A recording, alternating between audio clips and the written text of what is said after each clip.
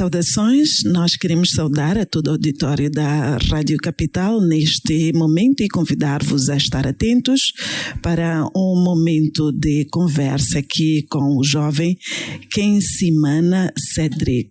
Espero ter pronunciado corretamente o seu nome, se não, corrija. Chamo-me Kensimana Cedric. Então estava mesmo errado. Seja muito bem-vindo à Rádio Capital e para nós é um grande gosto tê-lo em audiência aqui hoje para conversarmos em torno da segunda chamada para propostas de subsídios. Vai poder primeiro explicar-nos o que é que significa esta segunda chamada e é para quê? Talvez introduzir-me primeiro.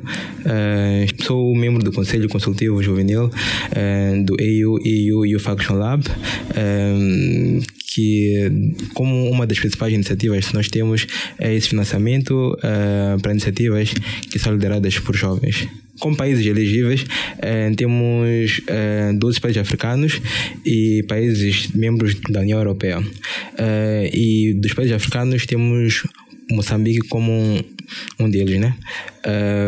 E a chamada já está aberta agora. Mais adiante irei explicar como é que podem concorrer, né? Então, esta é a segunda chamada. Já houve uma primeira chamada? Quando é que foi? Foi no início do ano, dezembro, janeiro.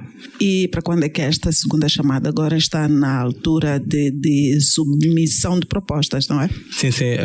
A chamada abriu no mês passado e vai continuar aberta. Temos 4 categorias, 3 das categorias vão estar abertas até 7 de janeiro. 7 de janeiro? Sim. E a 4ª categoria até 12 de fevereiro. 4 de janeiro. 7 de janeiro e 12 de fevereiro. Já temos muito pouco tempo.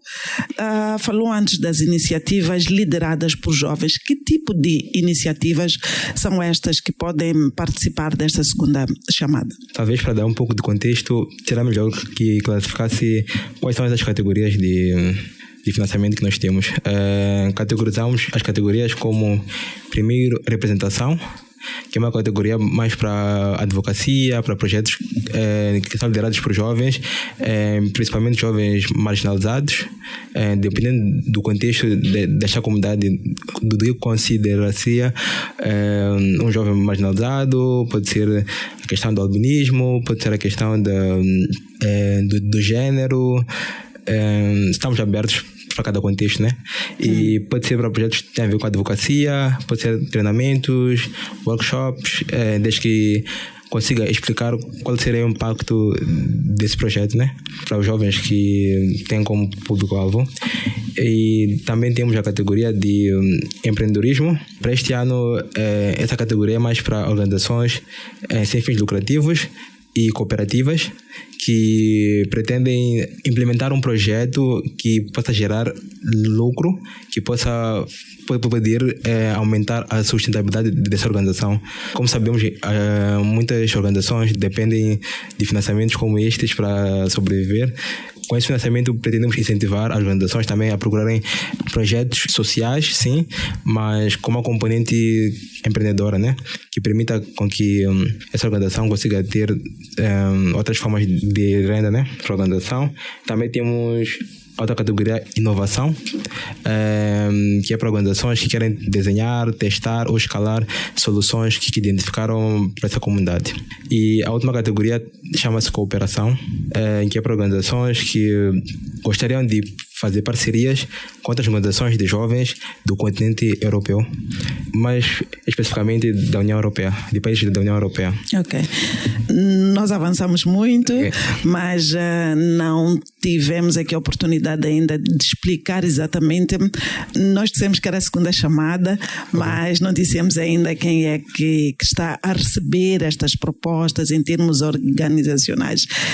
Vamos voltar um pouquinho para o início, que é para depois ser um pouco mais fácil nós já voltarmos e fazermos aqui as perguntas em relação a estas 4 categorias.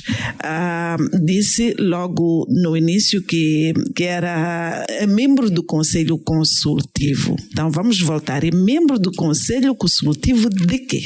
Membro do Conselho Consultivo Juvenil deste projeto que é EU Youth Action Lab. AU Function Lab. Então explica um pouco o que é isso. Ok, trata-se de uma iniciativa implementada com o financiamento da União Europeia e União Africana.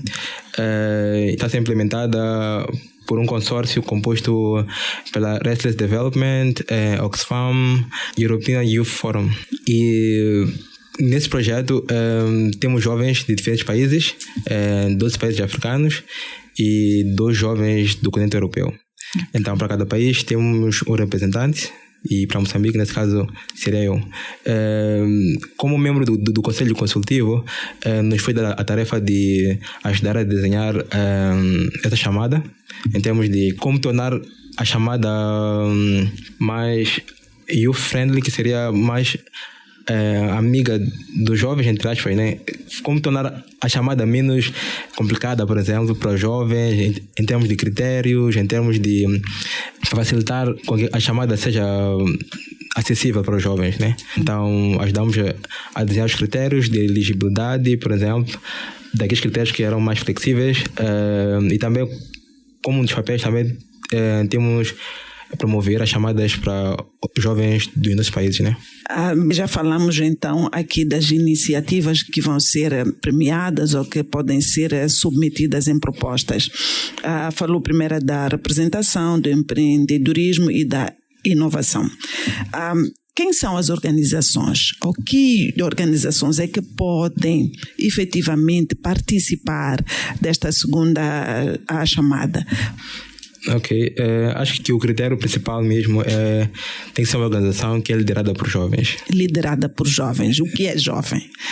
Nesse contexto, jovem seria alguém dos 18 aos 35 anos. Então, o líder dessa organização tem que estar nesta faixa etária, dos 18 aos 35 anos. Sim, e também os membros da direção também devem ser jovens, em pelo menos 80%, e os que vão implementar o projeto também devem ser jovens. E outro critério, qual é que seria? Devem ser organizações que estão registradas. Esse critério também é mandatório e obrigatório. No entanto, para organizações que não estão registradas, tem a possibilidade também de colaborar e submeter uma proposta conjunta com uma organização que tem o registro já completo. E também tem a questão de... Quando a temática... acho que a questão é saber qual das categorias alocar o seu projeto. Estamos abertos a todo tipo de projetos. A forma mais fácil de conseguir ser premiado seria conseguir identificar das 4 categorias qual será a categoria que o projeto que está a implementar se enquadra melhor. Tá bem, nós queremos incentivar os jovens que estão a escutar o programa neste momento a ficarem mais atentos para que possam registar claramente todos os critérios para que possam submeter as propostas. E como é que os jovens podem se candidatar? Onde é que eles podem encontrar os formulários para poder candidatar-se? Temos no nosso website auyouth.com, talvez possa soletrar aqui, youth.com. Dentro do website temos a categoria subvenções ou grants, em que os jovens podem escolher qual das 4 categorias que eu mencionei anteriormente gostariam de concorrer, né? E para cada categoria temos lá um manual em que mostra para essa categoria que tipo de projetos se enquadram, por exemplo, que tipo de aspectos tomar em consideração para cada categoria. Aconselharia que lessem o documento para que possam ter mais chances, né? Porque estarão a responder às questões que a organização pede, né? Quando estava aqui a soletrar o site, estava a dizer em inglês e nós estamos em Moçambique, falamos a maioria de nós em português. Quais são as línguas nas quais as pessoas podem se candidatar? Para tornar o financiamento mais inclusivo, as organizações podem submeter a sua proposta tanto em inglês como em português, ou em francês e também em Kiswahili. Então, é Youth, que é o YOUTH.com. Sim. Ok. AUEUYouth.com. YOUTH.com, e lá vai encontrar as subvenções ao grant e vai encontrar os documentos todos lá para que possa candidatar-se. Moçambique, qual é que seria a importância das nossas organizações juvenis participarem destas subvenções, participarem de um concurso como este? Qual é a importância? Um dos fatores, não só para Moçambique como para a África, é que a maioria da população é jovem. E nós temos vários problemas e não podemos só confiar no governo para resolver. Acho que cada um de nós tem um papel para resolver os problemas. Então é através do associativismo que jovens conseguem engajar-se em iniciativas que contribuam para o desenvolvimento do país. Então temos vários problemas que nós identificamos todos os dias, que nós reclamamos, mas esquecemos que também nós podemos ser a solução para esses problemas. Acho que, por causa de Moçambique, essa é uma grande oportunidade para organizações também poderem concorrer e trazerem soluções para problemas que nós encontramos no nosso país. Outra questão também é a questão do financiamento escasso, está escasso atualmente, não só para organizações juvenis, como também para organizações com muitos anos de experiência, por conta dos cortes de alguns doadores. Então, se para organizações com mais de 20 anos de experiência a situação está difícil, imagine para aquele grupo juvenil, para aquela cooperativa juvenil da zona rural, por exemplo, estará pior. Então, com essa iniciativa, pelo menos conseguimos garantir que seja uma competição justa, né? Porque serão somente jovens, com relativamente menos anos de experiência, a concorrerem para esse financiamento. Não será uma organização que é liderada por jovem, com alguma deficiência, a concorrer com uma organização internacional com mais capacidade técnica, por exemplo. Falando em governo, e falamos também aqui da União Africana, União Europeia, qual é o papel do governo nesta chamada? Essa chamada não tem nenhum vínculo com o governo ou com algum partido político, mas tem ligação com a União Africana e a União Europeia, visto que são financiadores do projeto. E para a escolha dos projetos também não existe nenhuma interferência do governo ou de alguma entidade nacional. E quem faz a escolha dos projetos são os membros do Conselho Consultivo Juvenil. E Moçambique já apresentou alguma proposta? Quando falo de Moçambique, falo das organizações juvenis. Já apresentaram alguma proposta? Na primeira chamada recebemos algumas candidaturas, mas muito poucas. E a maioria das organizações que concorreram não tinham elegibilidade, outras tinham elegibilidade, mas o projeto submetido não foi dos melhores. É por isso que, para essa chamada, eu puder dizer que talvez que existem mais chances de moçambicanos conseguirem financiamento, porque na primeira não foram selecionados. Então, agora há essa demanda por projetos vindo de organizações moçambicanas. Quando falamos de moçambicanas, estamos a falar do Rovuma ao Maputo, do Zumbo ao Índico. Sim, sim. Okay. De preferência, como um dos critérios poderão vir durante o formulário, a preferência é para jovens marginalizados ou com menos privilégio. Então, a maioria das comunidades estão aqui em Maputo. Yeah. Então, como um jovem do Cabo Delgado ou de uma zona rural, mesmo aqui em Maputo, pode usar isso como vantagem na candidatura. Mencionar aqui que é um jovem que está numa região com menos acesso a esse tipo de oportunidades, por exemplo, há menos oportunidades para jovens. Caso receba esse financiamento, seria uma mais-valia para jovens da sua comunidade. Então, não temos restrição em termos de região, né, em Moçambique. E para a África, já que nós não conseguimos ainda participar, vai ser esta a primeira vez, acreditamos nisso, temos fé nisso, não é? E para a África, vê alguma história, vê algum projeto que passou e que podemos apresentar agora como um caso de sucesso? Sim, sim. Tem esse projeto que era entre uma organização do Quênia e uma organização da França. São duas organizações que são lideradas por jovens, em que identificaram como problema em comum a questão da adaptação climática. Então, juntos desenharam um projeto que consistia em pesquisa e também workshops para poder encontrar soluções para esses problemas, mas não somente de forma individual, mas tipo cada país, mas uma solução que afete os dois países. Como é que jovens do Quênia podem ajudar os jovens da França, por exemplo, a resolver esses problemas? Que soluções eles já implementaram que podem ser úteis para jovens da França, por exemplo, e também jovens da França, como é que podem contribuir para os jovens do Quênia? Então, houve esse intercâmbio de soluções entre os dois países.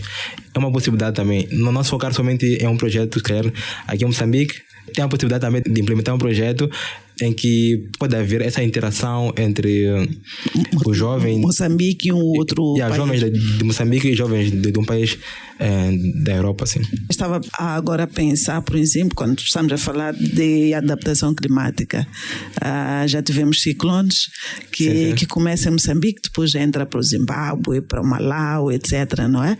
Se já temos, assim, alguma ligação com outras organizações daquela área, talvez também pode ser uma ideia, não é? Juntam-se duas organizações aqui em África, mas em países diferentes africanos, quem sabe que teremos mais chances. Para a submissão da proposta, talvez não seria o mais adequado, mas como parte desse programa, não é somente receber o fundo, mas também há essa ligação entre as organizações que foram financiadas. Por exemplo, neste ano, na primeira chamada tivemos mais de 40 grupos, né, que foram selecionados. Na semana passada teve um evento em que todas as organizações que foram selecionadas se encontraram e puderam partilhar oportunidades na Etiópia.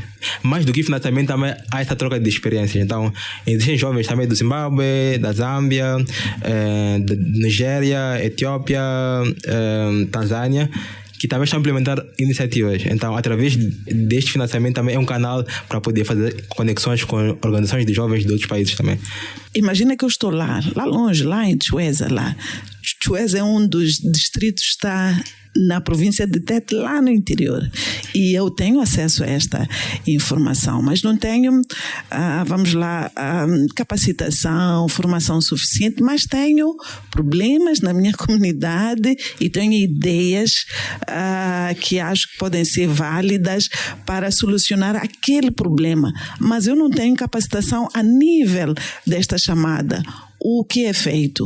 Eu posso submeter a minha proposta e o que acontece a seguir? Quando lemos as chamadas, nós estamos menos preocupados com a capacidade técnica do aplicante, né? Estamos mais preocupados em qual é a ideia que essa organização quer implementar. E também, como parte do financiamento, nós obrigamos até que parte desse financiamento seja para a capacitação interna da organização. Então, tem 100% do valor que vai ser desembolsado, mas pelo menos 5% deve ser para a capacitação interna dessa organização. Pode ser através de workshops, como expert, que pode ser matérias, por exemplo, de submissão de propostas, por exemplo. Ou pode ser numa outra matéria que essa organização julgue relevante.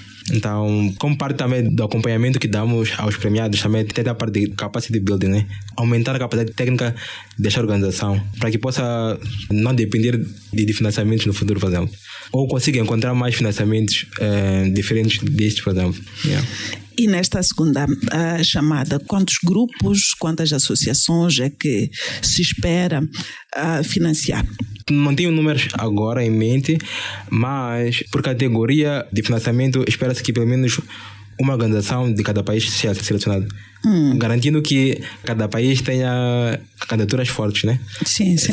Mas, e também mais de uma organização pode ser selecionada para a mesma categoria também. E quais são as balizas financeiras, né, para cada proposta? No website já tem lá para cada categoria o financiamento, mas no geral o financiamento varia de 10 mil euros a 50 mil euros. Mas para cada categoria existem balizas.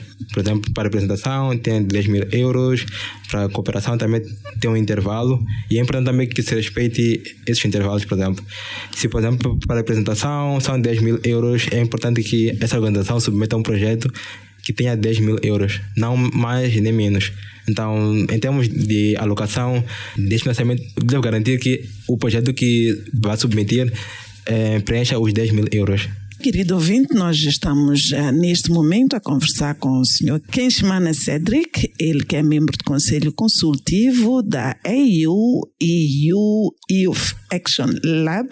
Estamos a falar da segunda chamada para propostas de subsídios e queremos incentivar os jovens moçambicanos que já estão organizados em associações registradas no nosso país para que possam candidatar-se a esta segunda chamada para propostas de subsídios.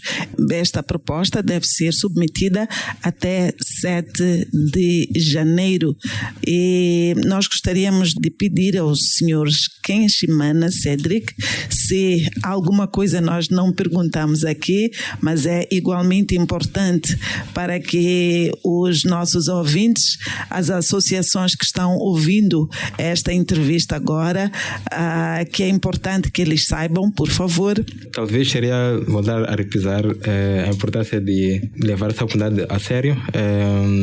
Se é uma organização que é liderada por jovens, que gostaria de implementar projetos que resolvam problemas também afetados por jovens, este é o financiamento ideal para si. E para organizações que sentem que têm falta de algum desses requisitos, não sintam-se desanimadas, podem concorrer para o financiamento em forma de consórcios, que seria juntar-se a uma outra organização que preencha parte dos requisitos que estão aqui e concorrendo juntos conseguirão suprir as lacunas que têm em termos de elegibilidade. E não espere até a última hora para submeter o formulário. Visite o website, leia os documentos, veja o formulário que está lá no site, familiarize e responda às perguntas que estão no website com cautela, pensar, não submeter coisas na última hora, né? Porque também é um financiamento competitivo, então é importante que dê o máximo, né, de si. E o website é? youth.com.